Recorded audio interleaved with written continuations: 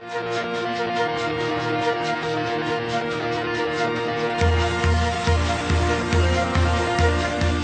the early age, namulat ako sa ganitong negosyo, nagpapasalamat ako sa mga mentors ko. Kay Lord, dahil sa ganitong business, hindi ko naman talaga pinangarap na magkaroon ng ganito. Napakasarap pala ng may oras ka para sa asawa mo at sa baby mo kasi alam mo, provided ka dahil sa negosyo mo. Kung kinaya nila, kaya ko din. Kaya mo din. Maniwala ka lang kay God. Ang isang pamilya para sa akin, dapat meron ka rin sariling sasakyan. Ang next goal na namin ngayon, magkaroon kami sarili namin bahay. Maganda sa ganitong klase ng industriya kahit anong edad, tulad ko, 19 years old pa lang, naging milyonario na ako sa ganitong klase ng industriya. I want to empower women, especially sa mga kabataan ngayon, na kahit bata ka pa, pwede mo nang simulan magnegosyo. Napakasarap na makatulong at the same time, yung pangako ni Lord sa atin na sa Jeremiah 29:11 na nandun yun to prosper us, bibigyan tayo ng magandang future. Ang kailangan mo marunong kang tumayo on whatever failure na ibibigay sa'yo. Naging broken family kami, pero hindi pa rin ako nawawala ng pag-asa. Pag nahihirapan ka, isipin mo lang yung dahilan mo, bakit ka nag-one bro. Isipin mo yung pamilya mo, yung pangarap mo. Together with all our team, everybody's earning. Pag ikaw pala talaga minahal mo yung ginagawa mo, blessing will pour in. Babalik talaga ni Lord yung para sa'yo. Welcome to One Bro. Bago ako mag-start sa ganitong business, estudyante lang po ako. Ang naging puhunan ko lang sa negosyong ito, tinignan ko lang kung ano yung meron ako at pinagyaman ko lang. Dumating sa point na nagmamaneho ako ng sarili kong sasakyan, tapos yung buhay na akala ko na imposible, posible pala. Marami kang natutulungan tao, at the same time, yung mga taong natulungan mo, nakikita mo nagbabago din yung buhay nila, na yun ang hindi kayang bayaran ng pera. By the age of 15, namasukan na ako. Nagtrabaho ko bilang tindero, budigero sa palengke. Mahirap. Na-realize ko, hindi ako bagay sa ganong trabaho. Feeling ko masyado akong gwapo para maging tindero, budigero. May isang taong nagpakilala sa akin, hindi ko makakalimutan yung araw na yun. In 1 year, ginawa ko siya ng tama, nakabili rin ako ng sarili kong sasakyan. Ngayon, nag-drive na ako ng sarili kong BMW. So, hindi ko yun makukuha kung hindi dahil sa ganitong klase ng negosyo. Sa ganitong business, nakapagpakasal na rin ako. Sagot din syempre ng business natin.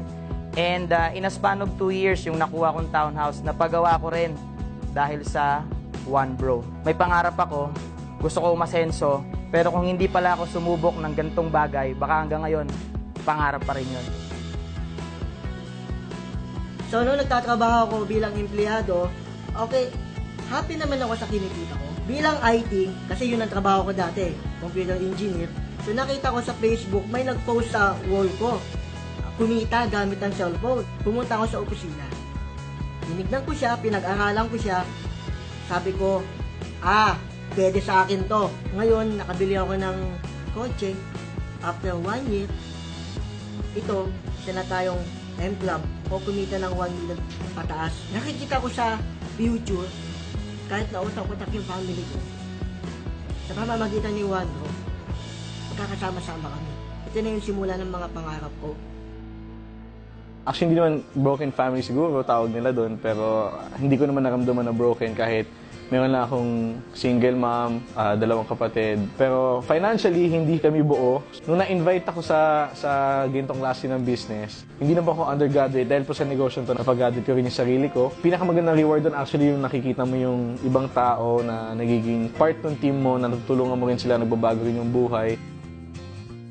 Dati, nung nagtatrabaho ako sa bangko, nakatira lang po ako sa Quezon Avenue. Isa sa mga squatters area doon. Right now, nakakondo na ako. Before, nung nagtatrabaho ako sa bangko, hindi ko siya kayang pakasalan. Kahit nga 50,000, hindi ko siya kayang i-produce. Pero nung ginawa ko yung multi-level marketing business, nabigay ko sa kanya yung tinatawag ng karamihan na dream wedding. As a family, kulang kami talaga sa time. Yung kakaunting oras na dapat nakikita kami sa bahay, pag ginigising ko siya or ginigising niya ako, sometimes na sasacrifice pa siya. One day, na-introduce sa amin ng ganitong klaseng business. Lagi lang namin pinapaalala sa mga sarili namin, both of us, na the reason why we're doing this is hindi lang naman para sa aming dalawa. Hindi namin na-realize na malaki na pala yung may tutulong ito sa amin. Ayaw namin na maghihirap in the future. Para sa amin kasi, family should stay together. You know, growing up, I always want to have nice things in life.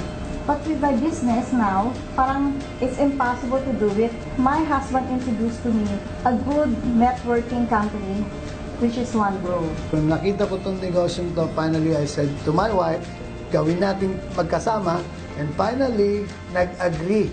So, ito po yung nagbigay ng blessing sa amin. I became a millionaire after a few months, and who knows, if you will join us, you might be the next millionaire. Here in OneBro, I'm the first female millionaire. Kapag babae ka, mas masarap kapag nabibili mo yung gusto mo sa sarili mong pera. And I'm proud to say with this business, I have my own car.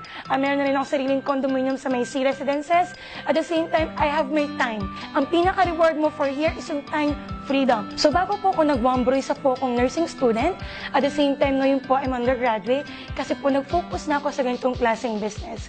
So at age 19, I reached my first million. Kung yung iba kayang yumaman, bakit tayo hindi? Aim high. Kasi nung nagsimula ako, wala rin naman ako, as in zero ako, bata lang ako na lumaki sa Pasay. Malayo-layo na rin narating ko kasi nung pag tumalikod ako, medyo malayo na yung nakikita kong pinanggalingan ko eh. And ang maganda nun, pagharap ko, nakita ko ang layo pa ng pupuntahan ko. Simula nung nagkapera ako, mas wala na akong iniisip kasi financially independent ka na. It's more on, paano ko na lang isi-share tong perang to after. Alam mo yun, parang gusto mong tumulong sa mga matatanda, sa mga bata, sa mga nangangailangan. Kasi kala kasi nila kadalasan, pag sumobra na yung pera mo, lalo ka sumasama. Actually, kung titignan yung mabuti guys, lahat ng nagkapera, may foundation. Dati akong empleyado sa SM. Sales clerk, nagtutupi ako ng brief doon. Sobrang hirap. Yung time na na-invite ako ng kaibigan ko, hindi na ako nagduda. Kasi sabi ko sa sarili ko, pag magdududa din ako, wala namang mangyayari sa akin. Nung una, mahirap kasi nandyan yung mga tao sa paligid mo, nagdududa sila. Paunti-unti, nakikita nila, nagbabago na yung buhay ko. Paunti-unti, naniniwala na rin sila. Kapag nakita na nila yung resulta mo, sila na mismo yung lalapit sa'yo. Habang pinipresent namin si OneBro, pinapakita namin na may iba pang opportunity kagaya na nangyari sa akin. Nung pinag-aralan ko siya, napakaganda pala nung pwedeng maidulot sa'yo ng network marketing. And nakikita ko yung future ko na napakaganda. It's because nandito ako sa network marketing, nandito ako sa OneBro na patuloy na lumalaki, patuloy na nag-i-innovate, patuloy na nagtatransform ng mga tao para umasenso. Ako yung tipong galing sa isang pamilya na normal. My dad is an employee, my mom is an employee. Nakita ko parehas magulang ko, maayos sila, ginagalingan sa trabaho, pero hindi sila umasenso. Yung pinangarap ko para sa mga magulang ko na magkaroon sila maayos sa buhay, yun yung isa-isa kong tinutupad na. Ngayon, nanay ko nakatira sa maayos sa bahay, tatay ko may sariling sasakyan, hindi na sila kailangan magtrabaho eh. Currently, I have my own family already. Nakatira rin kami sa isang maayos sa condominium. Minsan nga nakakatawa, pag palabas na ako, tatanungin pa ako ng driver namin, "Sir, ano sasakyan ang ilalabas?" Imagine dati wala namang aming sasakyan. Hindi kasi ako nagbigay ng konting percent na magduda. Alam ko si Lord nandiyan na for us. Wala naman talaga siya binigay na hindi natin kaya.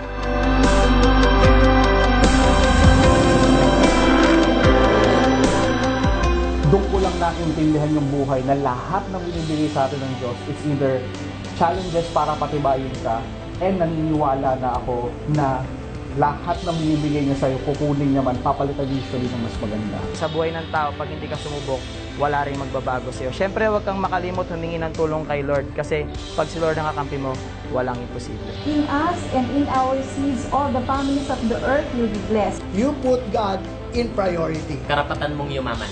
Huwag kang papayag na mamatay kang mahirap. Gusto ko lang iparating sa inyo na napakaganda ng MLM, especially OneBro.